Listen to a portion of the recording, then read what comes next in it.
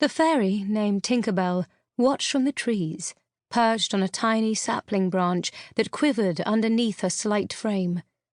Above her head, the leaves were restless with all the unhappiness that had exploded in Neverland. Tink could taste their anger in the air, feel it in her bones. The plain girl from London was back. She'd been caught by her brother when Captain Hook pushed her off the plank of the sudden night. Something about that still didn't sit right with Tink, but she kept her thoughts to herself. Tink's eyes narrowed as she studied the girl. Wendy Darling stood proudly on the platform above centremost, her gaudy metallic blue floral dress whirling all around her. The Neverland breeze lifted her brown curls and kissed her cool cheeks. The girl raised her chin, and even from where Tink sat, tucked back in the trees, the fairy could see that the girl was different now. The Wendy bird had changed. Perhaps it was in the way that she stood, or the way her eyes looked steadily ahead, unflinching. Or perhaps it was in the way that she smiled so coyly at Peter, and the way he looked at her in return, with a desire that made Tink's heart throb painfully. Wendy Darling was a girl with a purpose, not remotely the same girl who had fled Pan Island in a flurry of fear. Whatever Hook had done to her on the sudden night had changed who she was. Tink lifted her head and gave it a shake, sending tiny cylinders of sparkling fairy dust swirling through the air.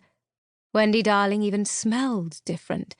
Before, she had carried a starchy chemical smell, mixed with faint chamomile and a sprinkle of lemon, but now she smelled like salt and the stale sweat of men.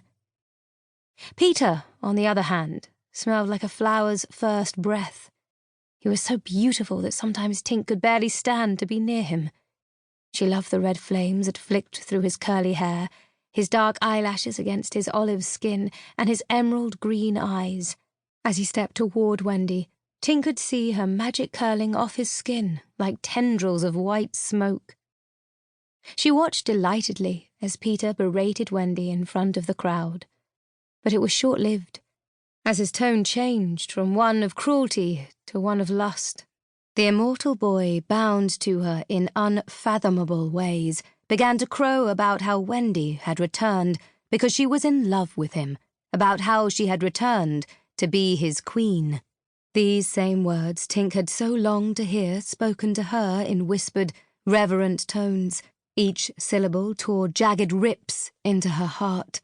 Peter was excited, unable to tear his eyes away from Wendy in that dress.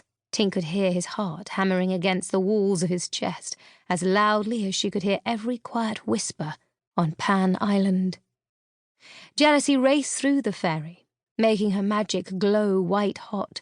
She felt as though she were burning in a consuming, delicious fire. Under her skin, white tendrils of magic raced through her veins, lighting up the tips of her fingernails. Wendy stared back at Peter now, the look of hungry desire upon her face so real that it made Tink seethe. The girl, still so plain even now when she was dressed up like one of the whores from Harlot's Grove, took a step toward Peter. Her Peter.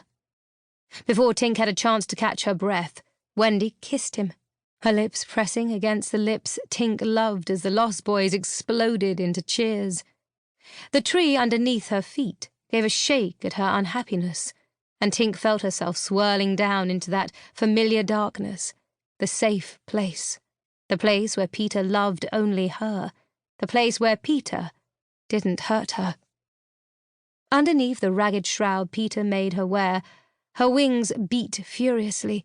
Tink imagined hurtling toward Wendy, yanking her up by those skinny, pale arms and throwing her off the nearest cliff.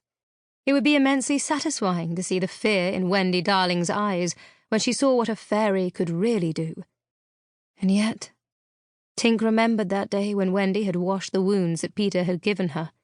She remembered how her hands had touched Tink with such tenderness, and the memory of it brought star-filled tears to her eyes. Perhaps the girl is good. Perhaps it doesn't matter.